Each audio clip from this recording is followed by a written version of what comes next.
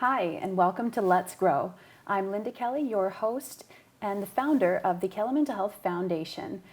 We are a team of mental health specialists, and today we're talking to you about one of the most common strategies put in place during therapy to help people maintain their sanity, and that's healthy boundaries. I'm here today with Kristen Sohlman. Hi, Kristen. Hi, thanks for having me. Thank you for joining me. I wanted to talk to you about this particular strategy. I want to say issue, but it's more of a problem solver than the problem itself, right? Healthy boundaries are difficult for a lot of people, and that is one of the pieces of advice that we see a lot. People that are having trouble even maintaining their personal space, or trying to take time for themselves, and other people have a tendency to kind of push their values or their priorities on you, and so we say, well, you need to set boundaries. But people struggle with that, right? What have you seen as a mental health counselor in terms of people struggling with putting boundaries in place? Yeah, well, I think it's a little bit of a challenge sometimes to set healthy boundaries. There's a lot of reasons that happens, but essentially it's just something difficult to talk about. A boundary is not always something that you can see, or it's something you can touch, or it's tangible, but sometimes it's invisible. It's something that you can feel. So it's actually kind of hard to talk about boundaries. If we're talking about essentially it's a limit or a border. When we're talking about like a map or something like that, there's a line on a map that tells you where one province ends, another begins. And so if you were to cross, into another province, you might see that there actually is no line. But right. There might be a sign, telling you that you're moving into another province. I used to think that there was. Yeah. Yeah. Well, sometimes there is. Yeah. There's something that will tell you that that's happening, yeah. That you're, transitioning from one place to another. But when you're talking about relationships or people, that it's a little bit different. There's not always that sign that acknowledges where one person ends, another person begins. And so, it can be challenging to kind of talk about. Mm-hmm. But essentially it's, about one's limits, what they experience in life, and it might include what they value or believe. But it's some sort of limit, and if we're talking right now that there's boundaries happening right now, so there's some physical boundaries, how close we are to one another. We might be talking about some things today, so we might be engaging emotionally or mentally, and so there's lots of different kinds of boundaries that are involved, and I think that's probably why it makes it pretty complicated. Right. That's incredibly complicated. Mm-hmm. In just a minute, you talked about a whole bunch of different types of boundaries and how to sort of visualize them. And I hear you when you say there are boundaries inherent in even you and I talking, right? Mm-hmm. And you mentioned limits. So, for example, this is comfortable, but if I was way closer to you, there would be that feeling of discomfort, and that's like a limit, right? Yeah. If we're talking about an innocuous topic and then we talk about something that's more uncomfortable, that is approaching a boundary, is it not? Mm-hmm. Right. So then what happens if, say, I approach that boundary and I walk right across it and you experience that discomfort? What does that do to you? Yeah. So I think like when you were saying like that physical space, sometimes if you were getting too close, I might be okay with that. I might not be okay with that. So what happens though is that there might be some tension that we might feel. There might be maybe some uncomfortableness. Mm-hmm. But there also could be, if it was something more serious, there could be some hurt or pain.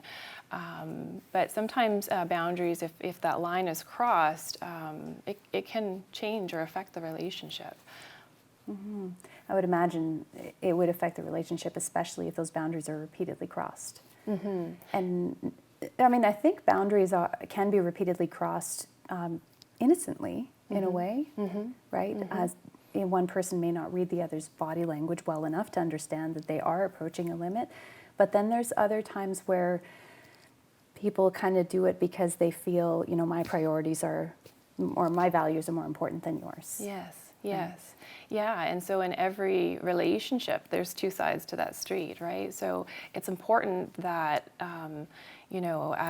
for myself to know what my limits are and what I value and believe. But it's also important for me to recognize that I'm not alone, that I'm talking to someone, and I need to consider that there's another side of that street. And I might not always know what that looks like, right? I might not know what you value or believe unless I'm curious about that and I ask questions about it and explore that with you. And so that's important. So it's not just, we're talking about boundaries, it's not just about my boundaries, it's also about yours, and getting kind of cues from that. This might be like a little bit telling about my age, but I love Seinfeld. There's nothing wrong with that. Yeah, and in Seinfeld, there's like quite a good episode about a close talker. The close talker, yeah. Yeah, I think it was Elaine's partner. Yeah. And he was physically getting really close to Elaine's friends when they were communicating, and you might see in the episode, like they were kind of stepping back. And they were giving like clear signs, like, I'm not comfortable with how close you're talking with me. Whereas he was very comfortable with that. He liked to be up close and was leaning forward, and but they weren't, and so they were stepping back. So it's important to know, like, how would you negotiate that? Like, so I'm comfortable with talking really close to people, but people are stepping back from me. And so if I choose to ignore that, I might be crossing that boundary, and that's where the tension comes from. Sure. So choosing to ignore it, that is obviously most of the time a conscious decision that we make, right? Because some people won't realize it for sure. Yes. Sometimes Yes. it's quite subtle. Yes. Right. I think sometimes with emotional boundaries, the lines get a little bit more blurry. Yes. Yeah. Yeah, it's a little bit more gray, right? And so if we're talking about relationships and what could be considered gray, is that, everyone has their own boundaries. They're very unique, and so they're not always known to one another. And so on one end, if we're talking about two people or a relationship, whatever that relationship looks like, on one end of the continuum, we have, two people who are so closely enmeshed, you can't tell like where one person ends and another person begins. They're so close. Sometimes like in relationships, that might be like a honeymoon stage. And so they might enjoy the same things, have the same, activities and hobbies, the same friends, do everything together. There's no kind of separation there. But on the other side of the continuum, you have a relationship where there's huge distances between people that they may be living together, but they don't know very much about one another. They're very much living independent lives side by side. Maybe they don't know what the other person is interested in, what they enjoy doing. So there's like big separations or distances there. And then somewhere in between is what we would consider maybe a healthy boundary, maybe a mixture of both of those, where you have that closeness, emotional closeness, physical closeness, but also that time away, that's important too, and recognizing that there are individual differences. So that too close is often called enmeshed, right? And I think people really struggle with that too, just knowing, well, if you're in a relationship, you're not supposed to have your walls up, your walls are supposed to be down, but on the other hand, well, you need to maintain your independence, so you got to keep your walls up, and people get confused between what is actually right. Yeah. So boundaries are tricky to put in place, tricky to enforce, even sometimes to define in themselves, I think. All right, so we're just going to take a short break, and when we come back, we're going to talk a little bit more about how to set and define those healthy boundaries.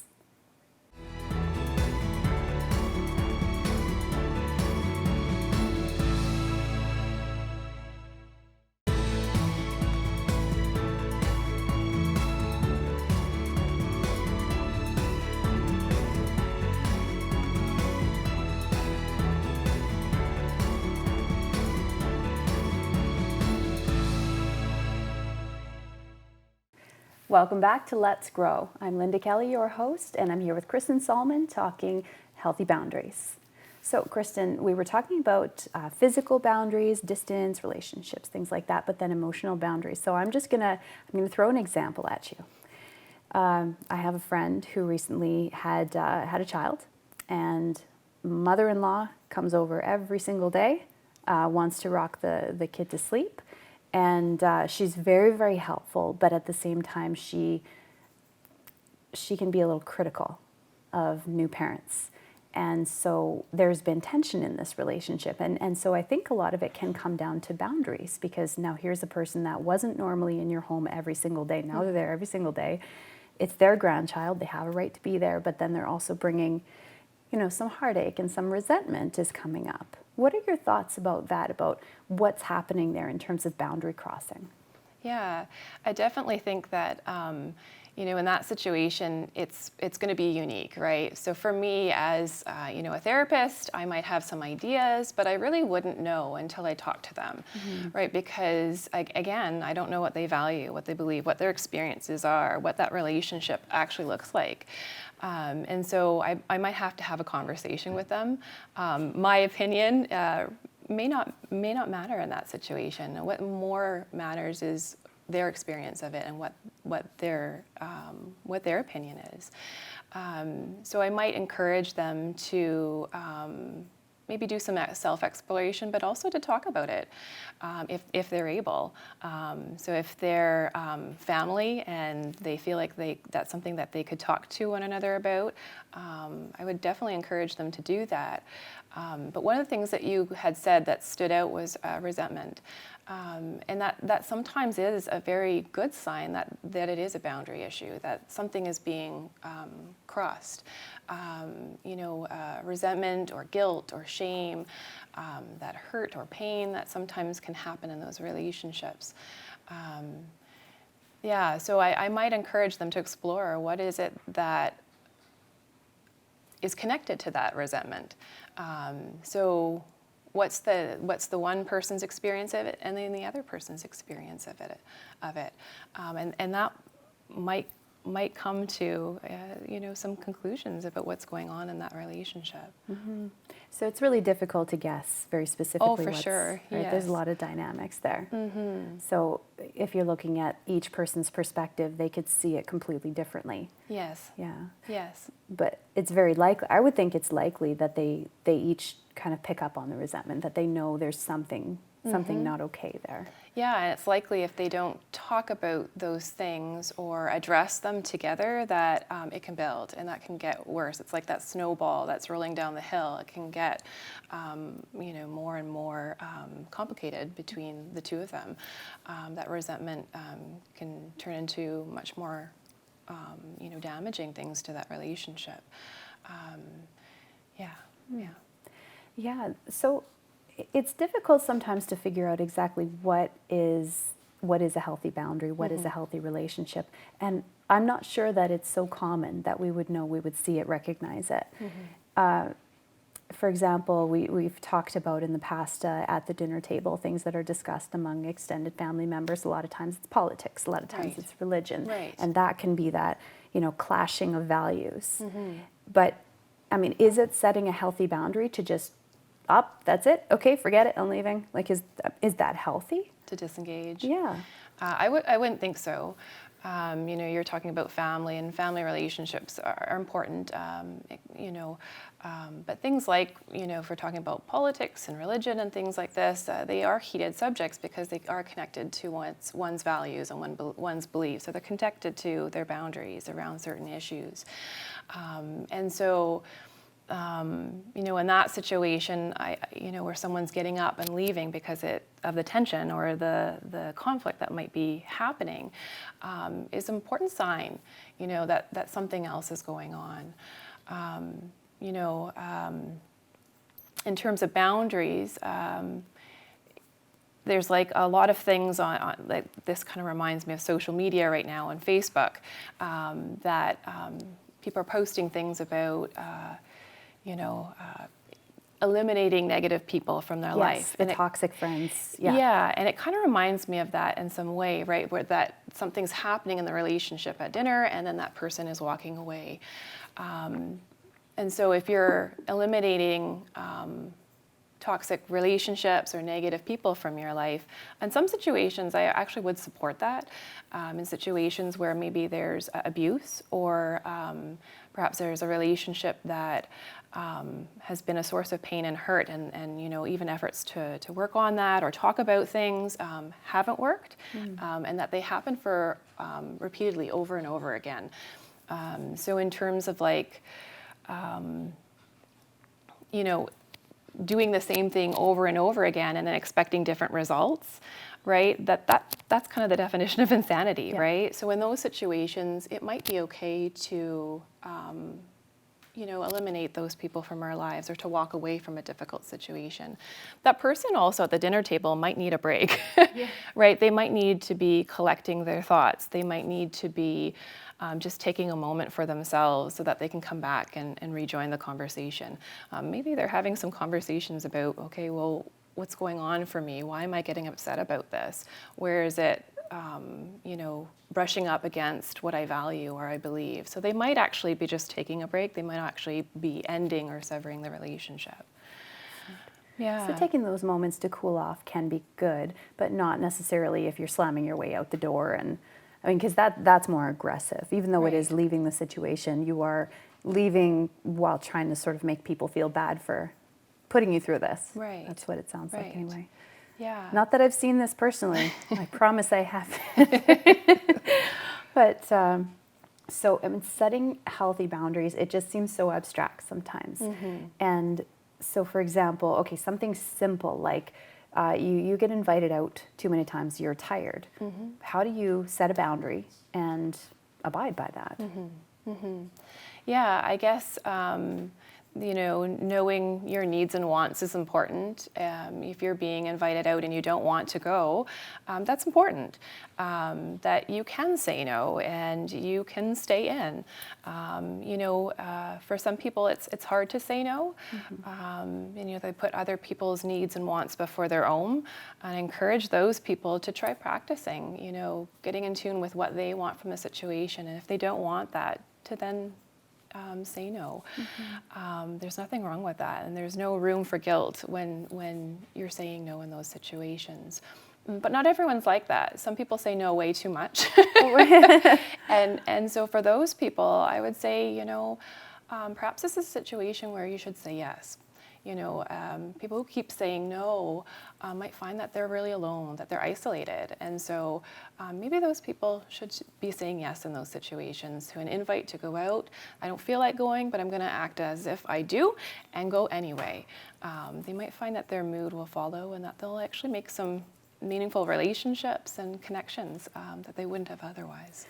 Right. So you're kind of differentiating between sort of being worn out, like you are doing too much, you are rising to the occasion too much, versus I'm not going out because there's an emotional reaction to it. There's a feeling of I'm just not ready for this, that kind of thing. So then putting yourself out there to make sure that you're staying healthy and engaged. So big difference then. It must be difficult to help people understand like where they're at in the spectrum, but a little bit of personal insight, and that can kind of be sorted out, I bet. It's hard work. It's hard work to know what you value, what you believe, what your limits are, and there is some self-discovery in that. So we're just going to take a very short break once again, and when we come back, we're going to talk a little bit more about healthy boundaries.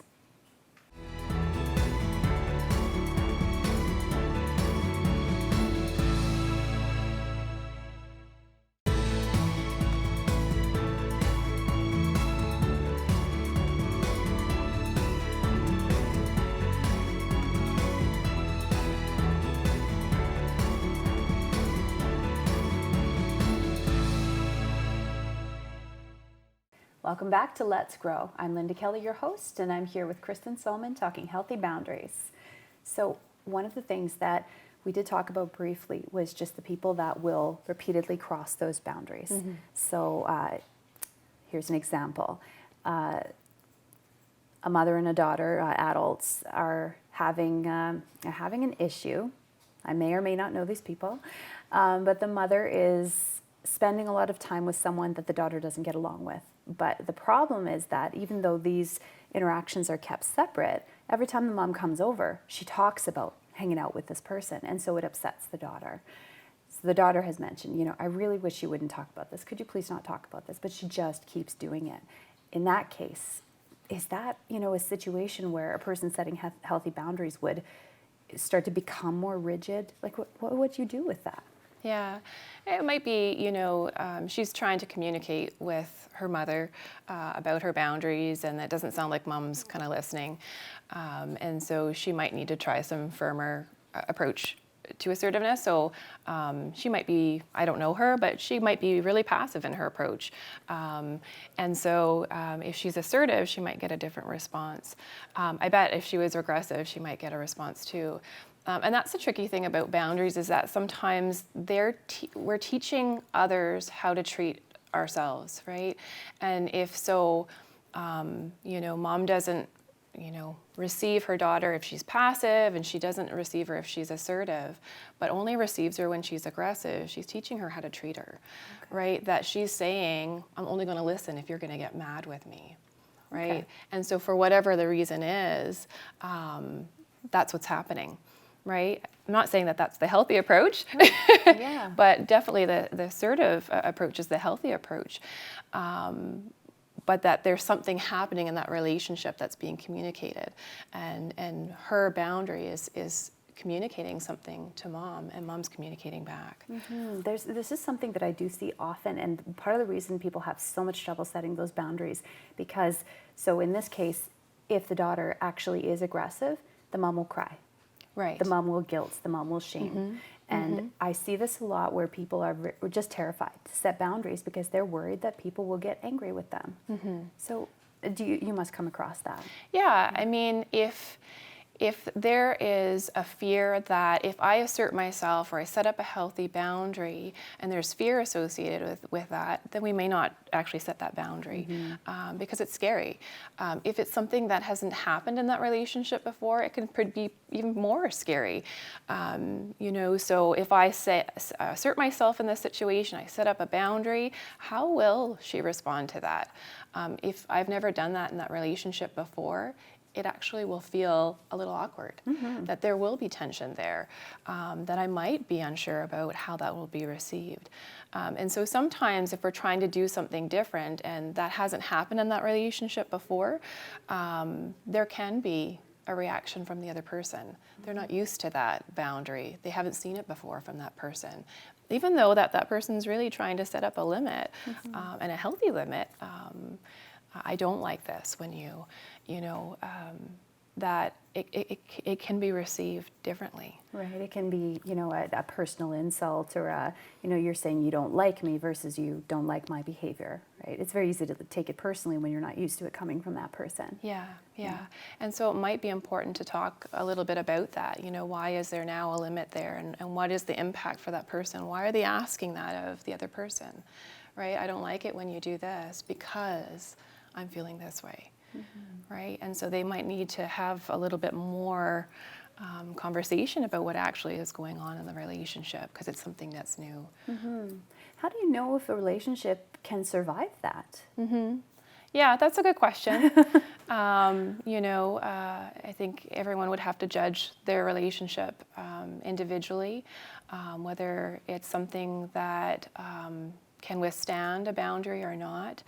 But what's important is if you're responding to your needs and wants in that relationship and that other person isn't able to meet your boundary, the relationship could end. And that's happened. If one cannot respect another person's values and beliefs, or their boundary, or their limit, sometimes that relationship can end, and that has happened. That relationships change over time, the boundaries or limits change, and sometimes it means that relationship could end. Right. And that can be a really scary idea Yes. for people, especially, Yes. I think about relationships between people, they're dynamics, they're kind of like cogs, and they fit together a certain way, but then sometimes we grow and we change, and whatever's happening with those wheels that are grinding together is starting to hurt me, right? And so then I need to approach it in a different way. I need to change the dynamic of this relationship because it's hurting me. Right. But if I don't change it, I'll just continue to be hurt. I won't be able to be the person I know I can be. Right. Right? I won't be able to grow and evolve. And so then resentment, right? There's breeding ground for resentment and pain. Yes. So in those cases, sometimes the relationship ending or becoming more distant perhaps is better for both. Yeah. I ask that kind of as a question because there's going to be grief and more pain with the loss of any relationship. Yeah. And so one of the things to kind of consider too is just how much resources you have to give to that relationship. So if you imagine that everyone carries a bucket with them, those buckets of resources, their time, their energy, their relationships are in this bucket, and that energy that they carry with them. If that bucket's not full, they may not have the resources to give to that relationship to keep working, to keep working on those boundaries. If their bucket's full, they might have resources to still give. But of course, life's a little bit complicated, so there's not just one relationship. You might be pouring from your bucket as, a partner, as a mother, as a coworker, as a friend. We have so many different kinds of relationships that are going to be using that bucket of resources. And if we find that we're not filling that bucket up, we might not have more to give in that relationship. If we do, then the relationship won't end. We can still continue. We can still work. I really appreciate that you bring that up, that we have limited resources. We have limited patience, and that's, I notice a lot of people once they have kids or a spouse or full-time jobs, that they have less time for friends, they have less time for drama or people that are a big pull on their energy. So I think that's also kind of a natural progression. We start to realize that we have limits, and these are my priorities. Yeah. So. And some of the signs that you might be emptying your bucket quicker than filling it could be resentment and anger, hurt, pain. Maybe fatigue or tiredness. Like there's signs that your bucket needs to be addressed. So that I think back, to our earlier conversation, the person leaving the table, that they might need to fill up some of their resources because it's family that they were talking about, that they don't want to give up on those relationships. They just want to take a moment, fill up those resources and come back. That's wonderful. I know there's no hard and cold answer about exactly what to do, how to do it, but I appreciate that you came on today and were able to have this conversation with me. I think it's very helpful just to discuss some of the issues around setting boundaries. So thank you so much. Thanks for having me. All right. Well, take care, and we'll see you again.